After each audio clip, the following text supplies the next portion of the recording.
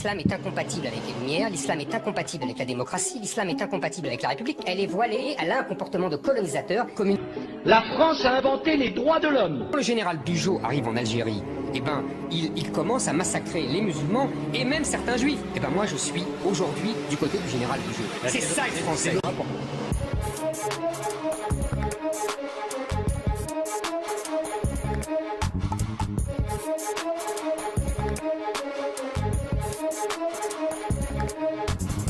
La colonisation française. Parce que ce long épisode d'une histoire commune aide à comprendre des mécanismes que l'on retrouve encore aujourd'hui.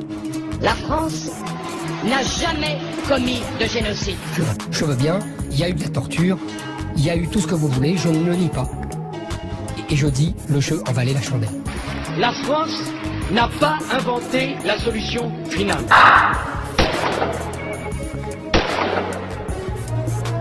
La France est le pays du monde qui s'est le plus battu dans l'univers au service de la liberté des autres.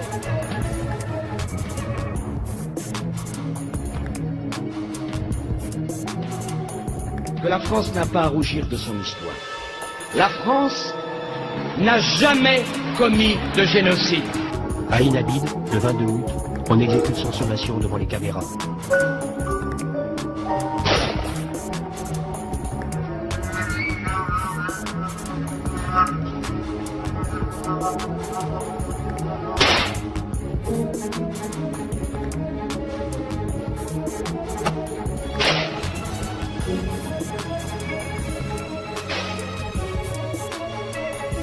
La France n'a pas inventé la solution finale. La France a inventé les droits de l'homme.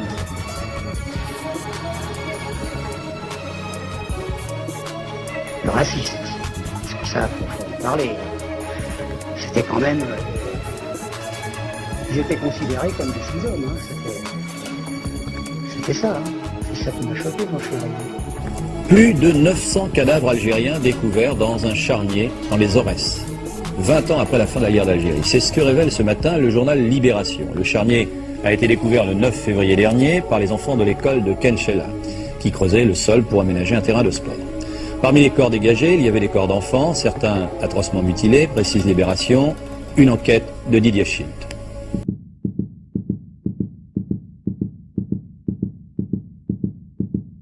Les écoles sont envahies maintenant, ici à Lille.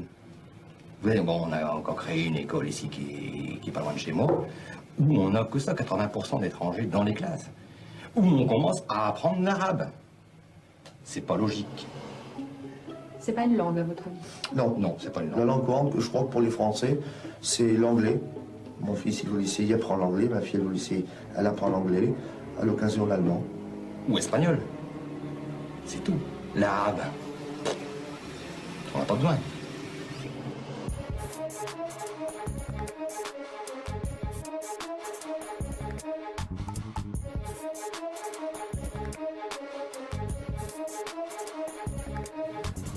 Bah, on n'est plus en France. Enfin. Oui, je suis islamophobe, oui, et alors? Mais c'est normal, bah bien sûr. On étouffe, on étouffe. La France est une fourmilière. La France est une fourmilière envahie par les fourmis, mais pas par les Français. Je suis contre l'islam qui pose problème. Ce que je peux dire, c'est que moi, quand on me traite de boulot, j'aime pas que je me sens mal à l'aise. Ça vous alors? Ah oui. Moi, je ne trouve pas normal qu'on tuer des animaux. Je ne trouve pas normal qu'on voile des femmes.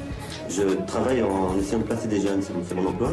Il m'arrive souvent d'avoir des employeurs qui demandent, qui proposent des offres d'emploi et qui demandent des jeunes candidats.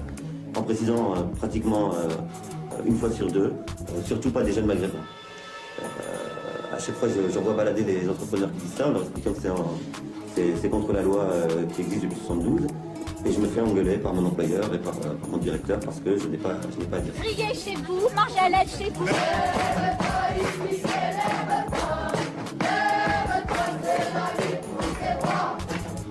Ils en ont assez d'être la cible de ratonnade et de ce racisme latent qui fait le plus mal. Pour que cela change, ces enfants d'immigrés ont créé Texture, Miroir et Femmes Maghrébines, 3 associations à cheval sur Lille et Roubaix, la ville voisine où Le Pen fait un tabac. Contre le racisme, ils organisent des manifs, font la grève de la faim. Ils ont ouvert une permanence juridique qui est constamment débordée, mais ils n'en restent pas là. Très bien, voilà.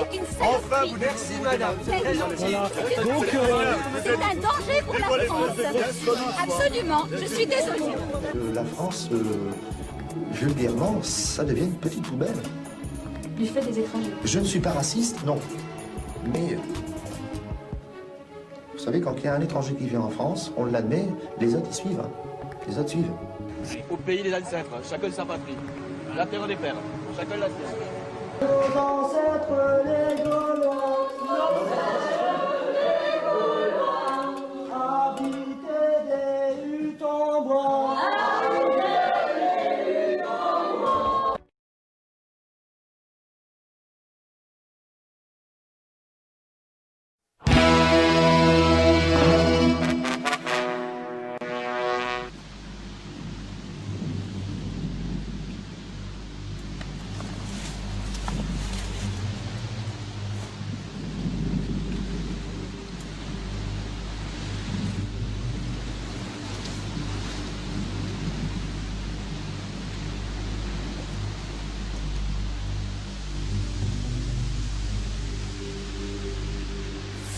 قربك شوفوا برجع استنى ايه روح ايه روح لحالك ايه هيك يعني خلينا ما نبين ابدا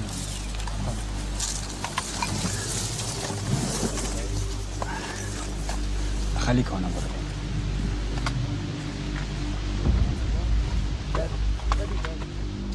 C'est très très dangereux. La seule chose qui fait qu'il ne nous voit pas ou qu'on ne voit pas, ce sont les oliviers.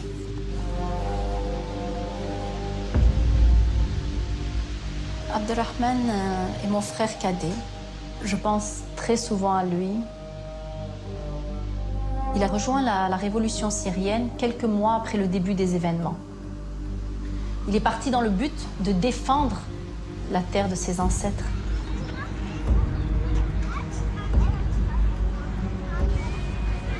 Je me nomme Ayashi Salma. Notre père est d'origine syrienne. Notre mère d'origine française. On a baigné dans les deux cultures. La langue française avec ma mère, la religion avec mon père.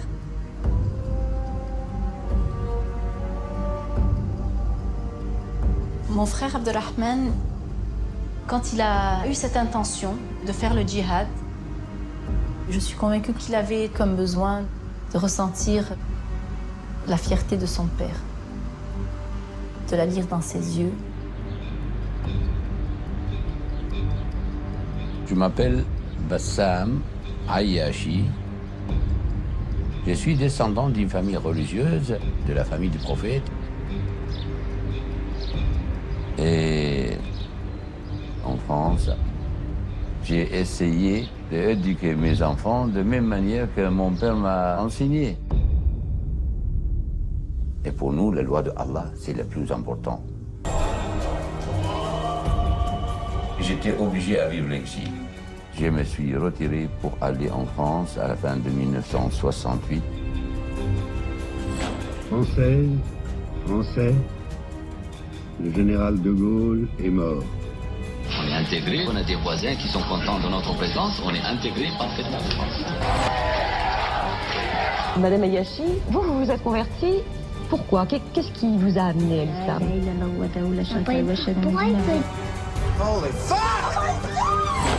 Cheikh Bassam, qu'est-ce qui fait que vous avez aussi mauvaise réputation? Qu'est-ce qui fait qu'on ait aussi peur de vous?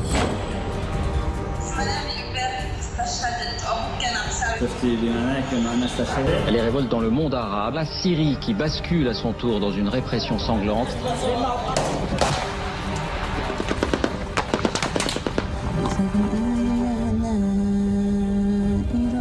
On veut continuer ce combat, on ne veut pas baisser les bras.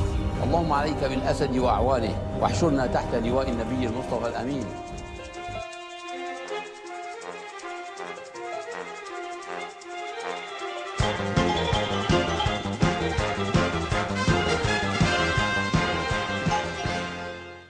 Vous savez que vous êtes en France quand même.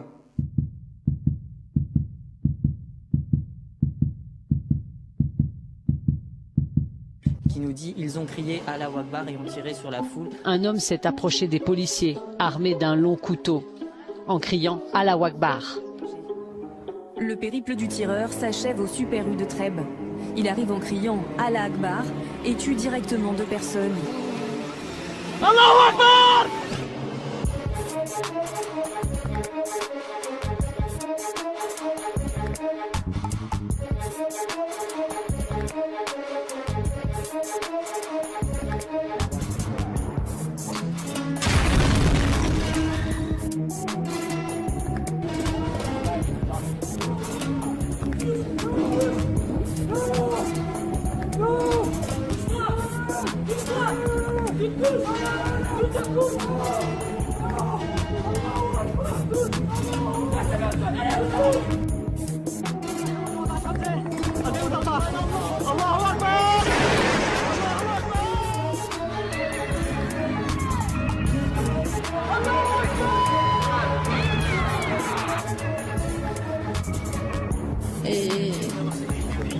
Et là, il s'est mis à crier à la Akbar, et là, je n'ai pas cherché à comprendre, je me suis barrée en courant. Qui nous dit « Ils ont crié Allahu Akbar ». Allahu Akbar!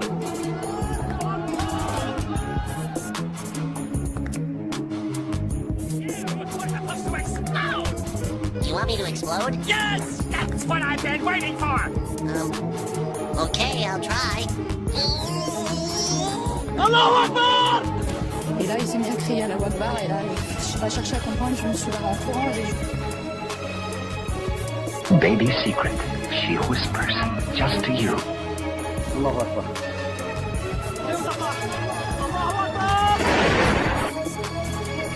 Un homme s'est approché des policiers, armé d'un long couteau, en criant Allahu Akbar. Ils étaient tous pareils, ils étaient tous chauds pareils, hein. Que ce soit le policier ou le monsieur, ils s'envoyaient les deux. Bizarrement, quand il est tombé, il n'y avait rien. Il a même un couteau, il n'y avait pas. Même un couteau, il n'y avait pas. Nous, on l'a vu parler, madame, je vous promets, c'est moi qui l'ai dit. Même un couteau, il n'avait pas. J'ai entendu, il est rentré au commissariat. Tiens, je me suis dit, c'est bizarre, il est rentré au commissariat. Il n'est pas rentré au commissariat. Deuxièmement, il avait une arme. Tiens, il avait une arme, il n'avait pas d'arme.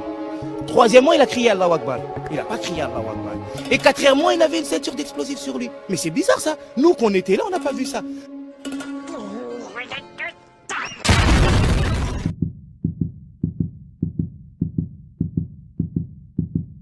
Marie, quoi que tu penses, quoi que tu fasses, tu déconnes pas avec le nouvel ordre mondial.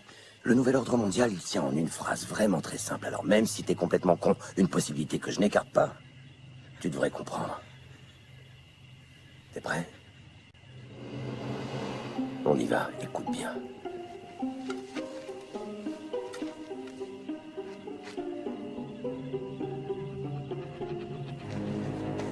Donne-moi tout ce que t'as. Ou bien je te tue.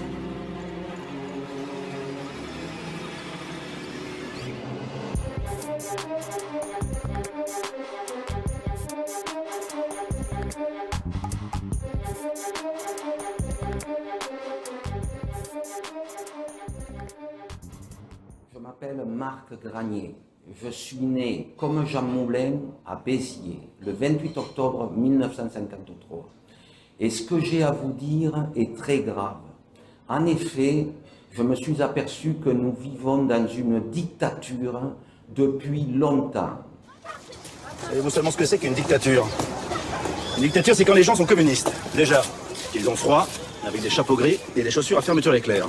C'est ça, une dictature, Dolores. D'accord. Et comment vous appelez un pays qui a comme président un militaire avec les pleins pouvoirs, une police secrète, une seule chaîne de télévision et dont toute l'information est contrôlée par l'État? J'appelle ça la France, mademoiselle. Monsieur Fioril m'a expliqué il y a 3-4 ans et j'en ai conclu que, évidemment, ça n'a été que de la confirmation de ce que je pressentais, de ce que je ne voulais pas croire. J'ai été muté à la CRS numéro 1, à la section moto d'escorte, qui s'occupe des hautes personnalités depuis que le général de Gaulle a nommé cette CRS numéro 1 pour la protection des hautes personnalités. Qui dit CRS dit maintien de l'ordre. Compagnie anti-émeute, manif et CRS-SS depuis 1968. Je suis arrivé pour représenter la CRS-1 en compétition. Je l'ai dignement représentée pendant 35 ans. J'ai eu des tas et des tas d'articles et de photos et j'ai toujours mis en avant ma fierté d'être CRS. Et le 11 avril 2006, alors que nous étions en entraînement de tir à moto au fort de Montlignon, j'ai gravement été blessé par balle. La balle est rentrée dans mon dos et est ressortie au nombril. Elle est passée sous le gilet pare-balles et j'ai ramené la moto, il me restait une 50aine de mètres à faire. On m'a descendu de la moto, on m'a déshabillé, la balle était posée sur le nombril. À ce moment-là, le fonctionnaire qui m'avait tiré dans le dos à bout portant, je lui ai demandé de venir, je lui ai donné la main et je lui ai dit « Régis, ça n'est pas grave, hein, je préfère être à ma place qu'à la tienne. » Et pendant 2 ans, j'étais persuadé que c'était un accident. Et puis, le comportement de Régis m'a paru bizarre. Non seulement il ne m'a plus jamais reparlé de cet accident, mais je me suis aperçu, sans qu'il me le dise, qu'il ne pouvait pas me saquer. Et là, j'ai mené mon enquête. Et vite fait, je me suis aperçu que cela avait été commandité. N'hésitez pas à parler aussi de ce que vous aviez découvert, de ces détournements de fonds. Alors, sur le moment, je me suis... quand j'ai découvert que ça avait été commandité, j'ai mis quelque temps à être sûr, j'en ai parlé avec des amis de confiance et j'étais persuadé que, je suis persuadé que ça a été commandité par monsieur Claude Guéant. En France, Claude Guéant, condamné à 2 ans de prison, dont 1 ferme. La Cour d'appel a donc durci la sentence et confirmé les 75 000 € d'amende et l'interdiction de toute fonction publique pendant 5 ans pour l'ancien ministre de l'Intérieur. La justice lui reproche d'avoir profité d'un système de versement de primes en liquide au sein de la police quand il était directeur de cabinet de Nicolas Sarkozy, place Beauvau. Qui était à l'époque directeur du ministre de l'Intérieur, M. Sarkozy. Ils avaient comploté ça parce que j'étais un sous-brigadier, c'est-à-dire le brigadier c'est déjà une merde. Alors j'étais déjà moi une sous-merde. Alors une sous-merde, on n'hésite pas à éliminer une sous-merde qui fait chier. Seulement mon combat, je l'ai fait et je ne baisserai jamais les bras parce que je veux que les Français sachent que M. Robert Moulin, ministre du Travail, a été assassiné. C'est la plus grande énigme de la Ve République et elle n'est toujours pas élucidée. Il y a 38 ans, quasiment jour pour jour, Robert Boulin a été retrouvé mort dans un étang en région parisienne. Robert Boulin, c'était le ministre du Travail de Valéry Giscard d'Estaing. Il était surtout pressenti pour devenir Premier ministre. Dès la découverte du corps, on parle d'un suicide, c'est la version officielle. Mais assez rapidement, des doutes, des incohérences apparaissent.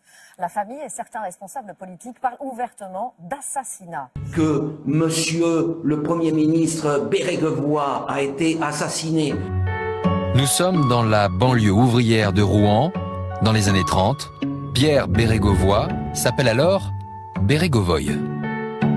C'est un enfant d'immigrés. Son père est arrivé d'Ukraine quelques années plus tôt. En pleine Seconde Guerre mondiale, Pierre Bérégovoy est embauché au chemin de fer. Une période charnière. Il n'a que 17 ans et découvre alors l'engagement syndical.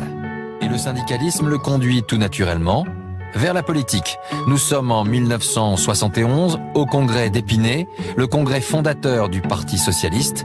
C'est ce jour-là qu'il tombe sous le charme d'un des leaders de la gauche, son nom, François Mitterrand. Et avec François Mitterrand, Pierre Bérégovoy découvre l'ambition. Il commence à rêver d'un grand destin. Il pense qu'un jour il sera ministre. Nous sommes le 21 mai 1981.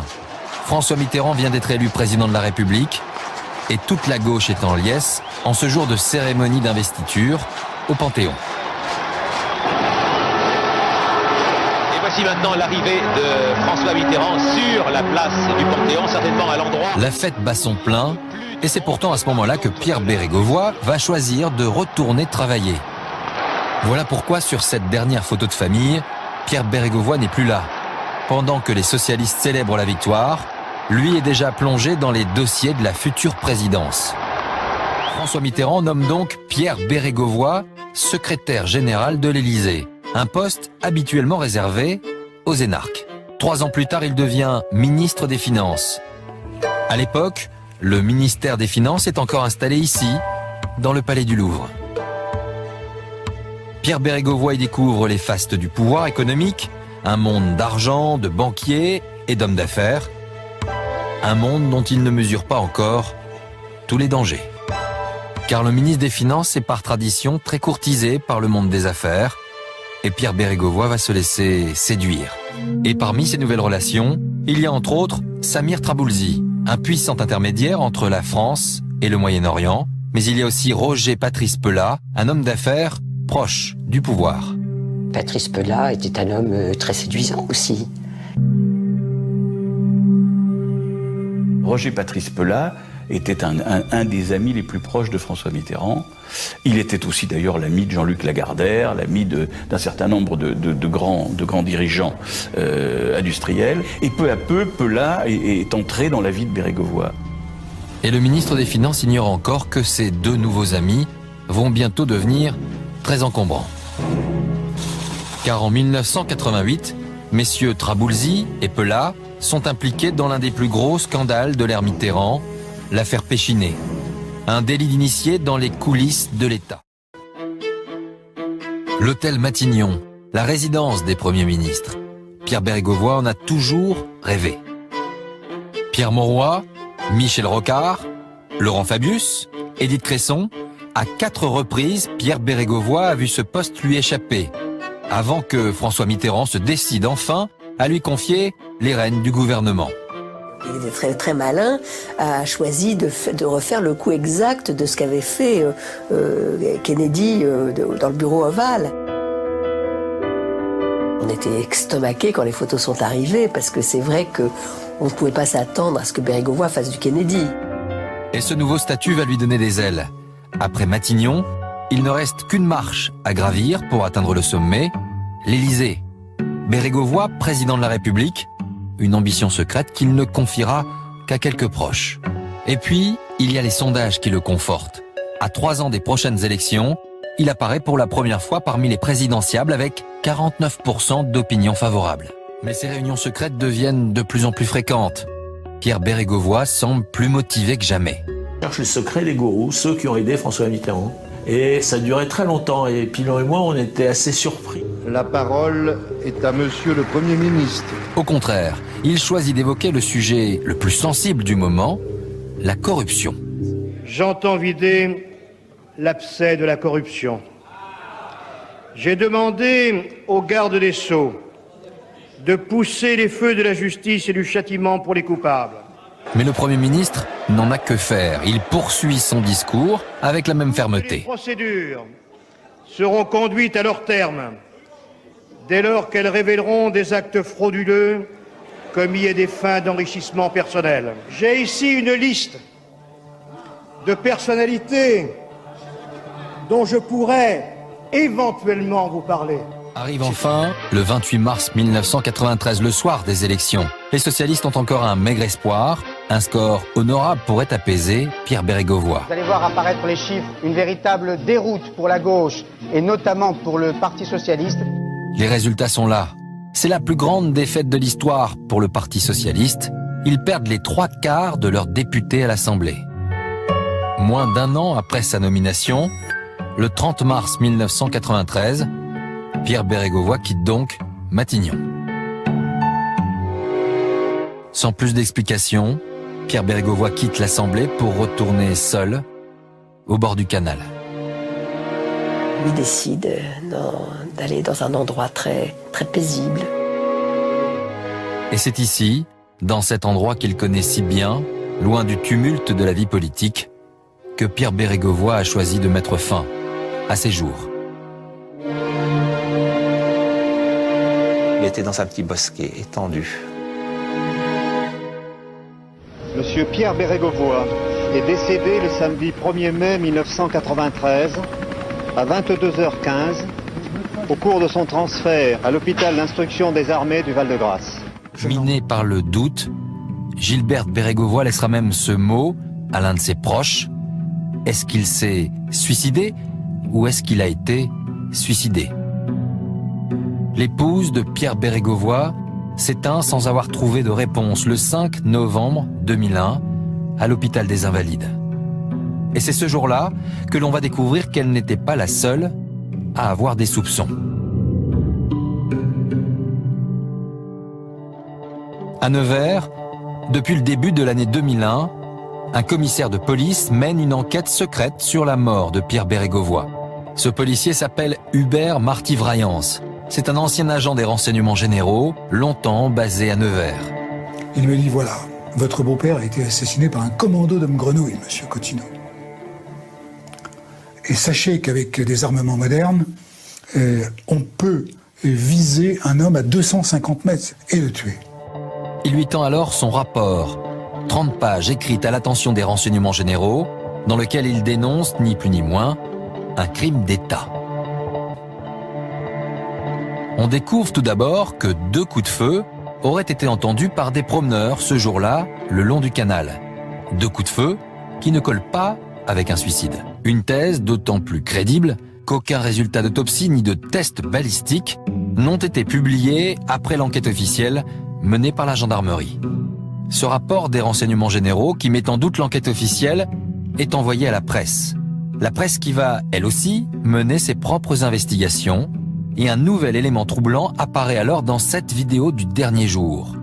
Tout le monde s'interroge sur la mystérieuse disparition d'un carnet noir que Pierre Bérégovoy portait sur lui quelques minutes avant sa mort. Sur cette image, on voit Pierre Bérégovoy qui se saisit d'un carnet.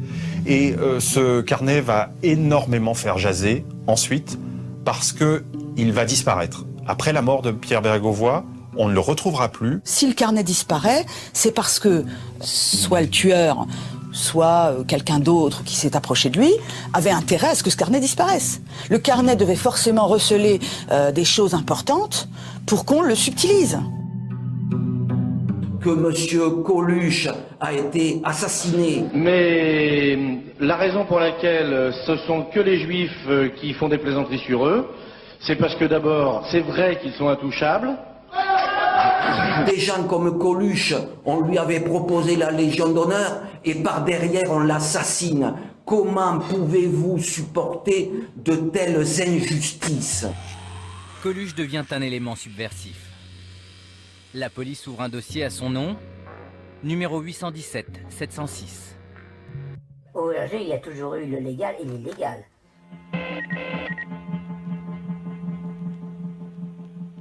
Concernant Coluche, le groupe a reçu à ce moment-là des consignes plus directes d'intervenir. Et ainsi, afin de lui faire réellement peur, de le menacer physiquement ou sur ses véhicules, notamment c'était moto, ou chez lui. Chez lui, à Paris, dans le 14e arrondissement, Coluche reçoit beaucoup de courriers, et entre autres, cette lettre. Le dossier des renseignements généraux numéro 817-706 continuera à être alimenté jusqu'au 19 juin 1986, date de la mort accidentelle de Coluche. Ce jour-là, un policier le referme définitivement et ajoute la mention « décédé ».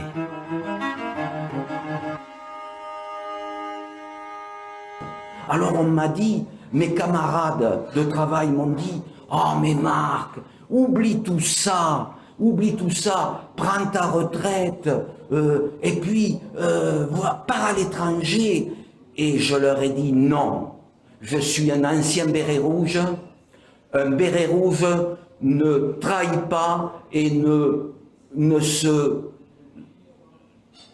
n'abandonne pas. Un béret rouge n'abandonne jamais. Béret rouge, béret vert, tous ensemble. Tous, les bérets rouges, les anciens bérets rouges, les anciens bérets verts, venez avec nous le 5 mai 2018, place de la Concorde. Nous devons mettre fin à ces criminels qui nous gouvernent. Voilà, ça c'est pour les paras. Maintenant, mes collègues, il y en a qui ont eu les larmes aux yeux quand ils ont compris que ce que je disais était la vérité. Parce que la blessure par balle, ça allait, j'aurais encaissé. Si, à ce moment-là, on m'avait dit, écoutez, monsieur Granier, on a fait une connerie, mais voilà, est-ce que... Eh bien non, ils sont allés plus loin. Et ils sont allés à un endroit où je ne pardonnerai jamais, c'est impardonnable. Ils ont comploté pour, à 3 reprises, me mettre une balle dans la tête et dire que c'était un suicide. Ah ben bien sûr, le policier, il a son arme individuelle, hein, et puis c'est facile, c'est facile. Il y en a beaucoup qui ont été éliminés comme ça. Énormément. Je connais mon ami Xavier Merlin, qui travaillait à la direction zonale. Eh bien, ça a été mon premier confident. Ça a été le seul à la CRS 1 à m'encourager. Il m'a dit, Marc, n'abandonne pas, ce sont des fumiers. Eh bien, il l'a payé très cher. J'espère que c'est pas de ma faute si il a été tué, parce qu'il a été tué le lendemain de l'attentat du Bataclan. Et c'était quelqu'un qui connaissait énormément de choses. Je vais vous dire ce qu'il m'avait dit lorsque j'étais en interrogation sur l'affaire Mera. Je vais vous dire, et je vais vous dire que je pense que c'est pour ça qu'il a été tué. Eh bien, sur l'affaire Mera, il faut savoir que Mera, les Américains l'avaient intercepté dans les pays où ils s'entraînent pour le djihad. Et les Américains ont dit à la France, nous tenons un djihadiste français qui s'est entraîné dans les camps et qui rentre en France. Que faisons-nous? La France a dit, laissez-le. Et M. Mera était un agent qui travaillait pour la France. Seulement, cet agent-là, ils l'ont assassiné. Selon elle, la thèse du tueur au scooter est une invention. Mohamed Merah aurait été un agent des services français et c'est pour cela qu'il aurait été éliminé.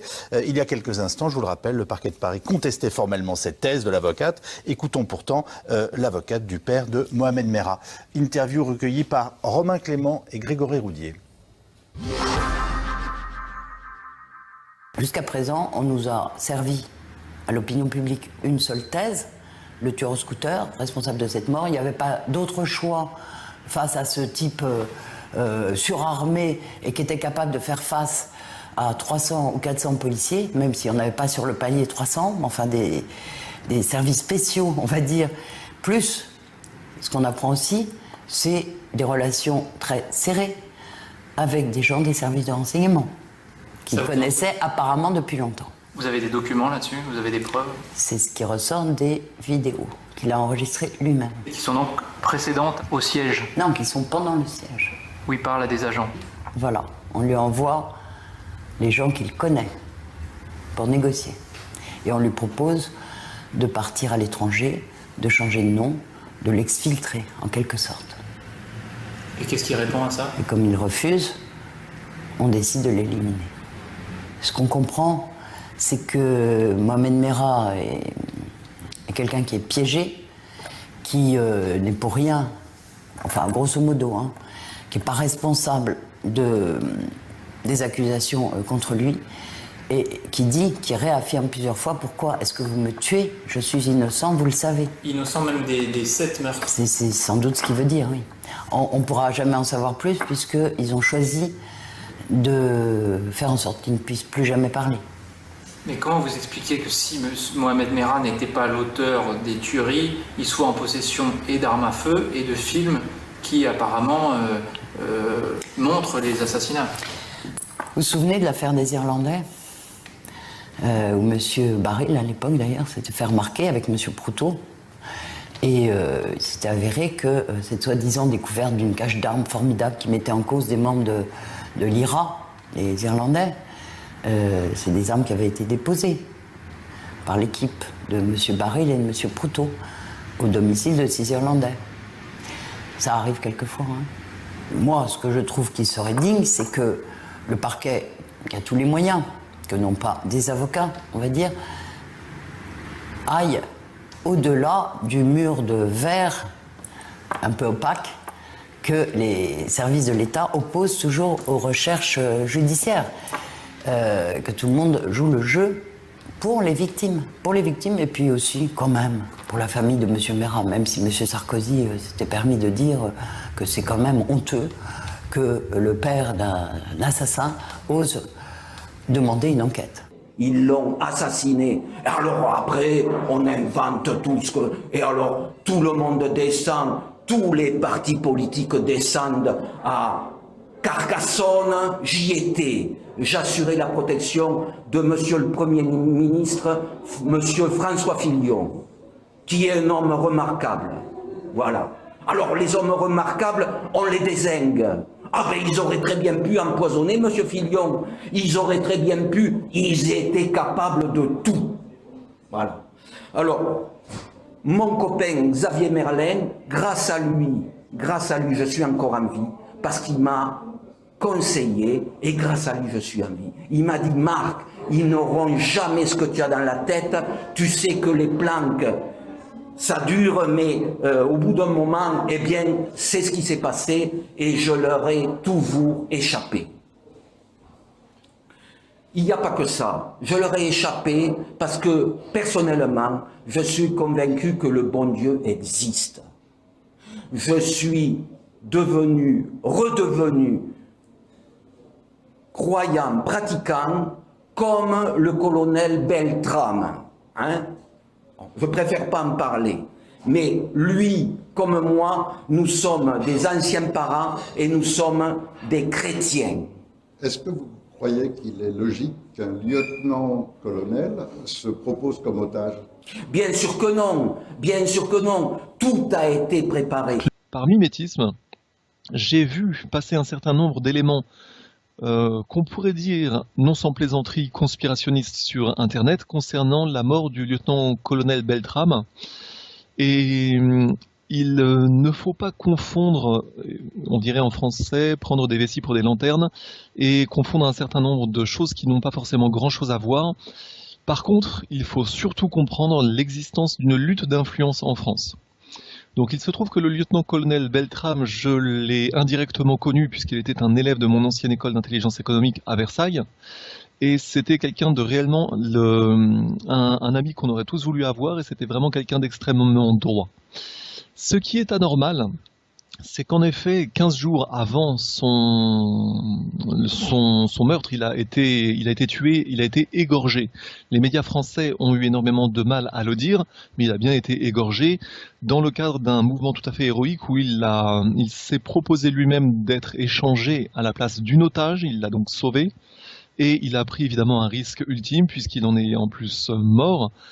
Mais donc il y a des éléments qui sont suspects, à savoir notamment la mort de son père 2 semaines auparavant, qui a été retrouvé noyé dans un canal, et ce genre de façon de mourir n'est pas anodine. Et très souvent, ce sont des signatures, d'assassinats politiques qui, lorsqu'ils sont en relation avec d'autres éléments sensibles, laissent établir un faisceau d'indices graves et concordants permettant d'envisager qu'il puisse y avoir autre chose que juste un meurtre crapuleux, etc. Là, je parle du père d'Arnaud Beltrame. Et il y a également d'autres éléments sensibles sur le fait que, là encore une fois par mimétisme par rapport aux États-Unis, beaucoup de gens ont vu un peu comme aux États-Unis, il y a parfois des entraînements concernant un type bien spécifique d'attentat, et X temps après, voire même au même moment, arrivent les mêmes faits dans la vie réelle, on le voit depuis le 11 septembre, ou au marathon de Boston ou d'autres choses. Et comme là, le lieutenant-colonel Beltrame était intervenu dans le cadre d'une simulation auparavant, où justement il occupait à peu près le même rôle qu'il a eu dans la réalité, c'est-à-dire qu'il était échangé en tant qu'otage, en effet, ce genre d'élément, après la mort de son père, c'est un deuxième élément qui rend une partie au moins de l'affaire suspecte. Et si vous ajoutez en plus un certain nombre d'éléments concernant le fait qu'il existait des liens, semble-t-il, nous avons quelques rapports minoritaires concernant des liens qui existaient entre les gens proches, là en l'occurrence le directeur du Super U, avec des gens comme l'ancien Premier ministre Manuel Valls en France, il est possible d'établir un faisceau d'indices graves et concordants qui laisserait envisager que la mort d'Arnaud Beltrame ait pu avoir sa place dans une machination de plus grande ampleur.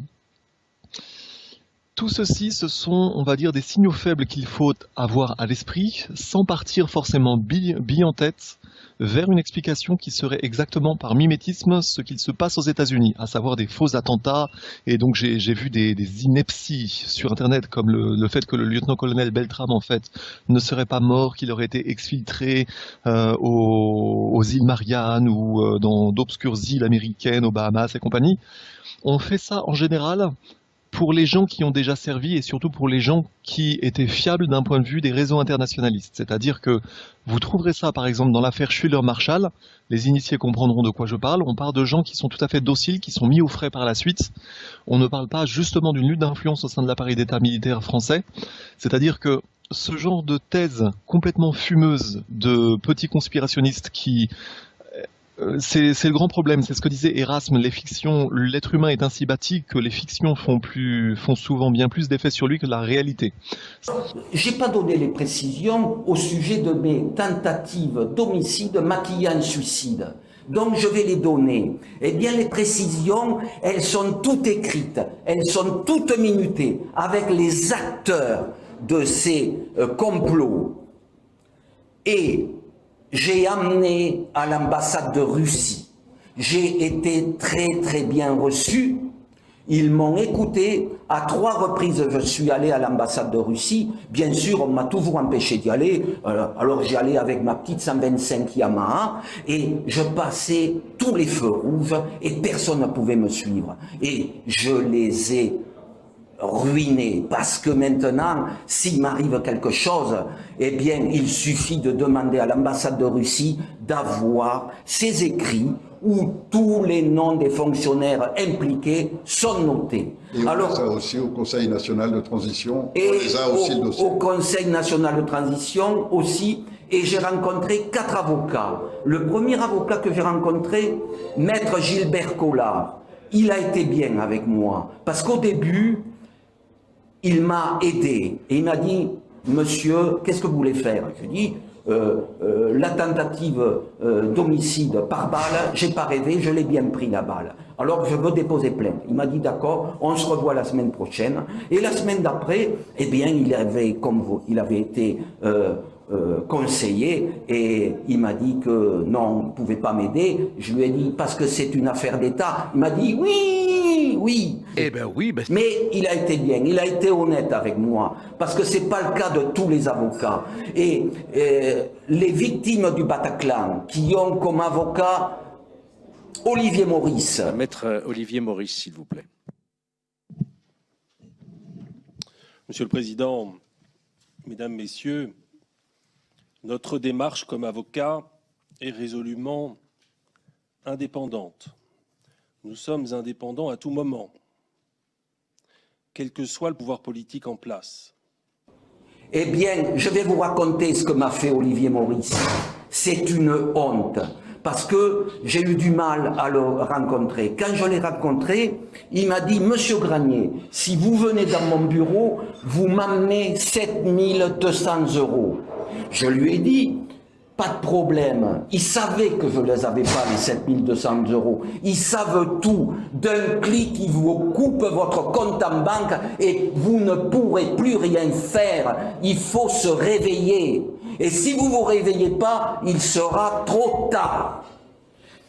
Qu'est-ce que vous diriez à vos collègues qui vont être envoyés par ces mêmes criminels qui ont usurpé le pouvoir.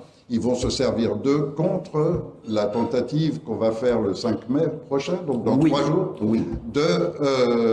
d'offrir au peuple de France, enfin, de sortir de toute cette gabegie, de tout ce marasme, de toute cette criminalité qui devient institutionnelle. Eh bien, je vais être solennel. Le 5 mai 2018, c'est-à-dire dans quelques jours, nous nous rassemblons des généraux de l'armée, des généraux de la gendarmerie, des hauts fonctionnaires de police, des hauts magistrats qui individuellement ne peuvent rien faire. Et ils savent que les traîtres à la nation nous envoient dans le mur.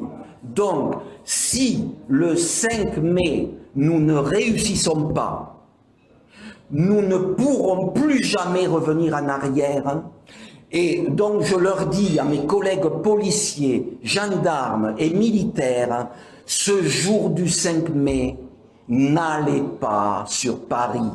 Alors, PS, d'accord, mais pas les forces d'intervention, pas les forces de sécurité, pas les forces anti-émeutes, parce que nous, personne ne sera armé.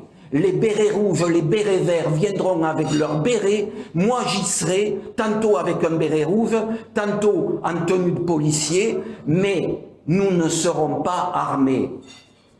Mon arme, c'est mon bâton télescopique, parce qu'avec ça, je ne peux pas me suicider. Donc, je n'aurai pas d'arme, et les gens qui seront le 5 mai n'ont aucune arme. On aura un certain nombre de généraux de la gendarmerie, de magistrats, etc., qui seront avec nous, et beaucoup de femmes, de policiers qui se sont engagés à être aussi avec nous. Ce qui veut dire qu'en fait, les CRS qui vont être envoyés risquent de s'en prendre aux femmes de leurs collègues, de s'en prendre à leurs supérieurs, qui sont intègres et défendent la nation. Et ceux-là vont défendre le Conseil national de transition, vont être dans nos rangs. Les policiers qui viendront, nous serons pour la paix, nous ne serons pas armés, nous n'allons pas violenter les forces de police. Les policiers qui viendront ne pourront pas dire qu'ils ne savaient pas. Je leur demande de ne pas écouter les ordres de la hiérarchie franc-maçonne, parce que ceux-là sont des traîtres à la nation. Et ceux qui vous obligeront à y aller, je vous le garantis, vous n'aurez pas d'excuses. Si vous y êtes, c'est que vous aurez voulu, parce que je vous ai prévenu. Moi, je suis qu'un petit trou du cul, mais vous ne pourrez pas dire que vous ne saviez pas. Merci, Marc. Une dernière chose, je lance un appel à l'ancien Premier ministre, M. François Fillon. Je lance un appel à l'ancienne garde des Sceaux, Rachida Dati. Et je lance un appel à Marion Maréchal Le Pen, que j'ai rencontré à l'Assemblée nationale, pour qu'il fasse un communiqué de presse pour faire savoir au monde entier que le Conseil national de transition existe. Je vous demande du courage, il faut du courage, mais faites-le. Et si vous ne le faites pas, vous ne pourrez pas dire que vous ne saviez pas. Je sais que vous êtes comme moi, que vous êtes chrétien, je le sais.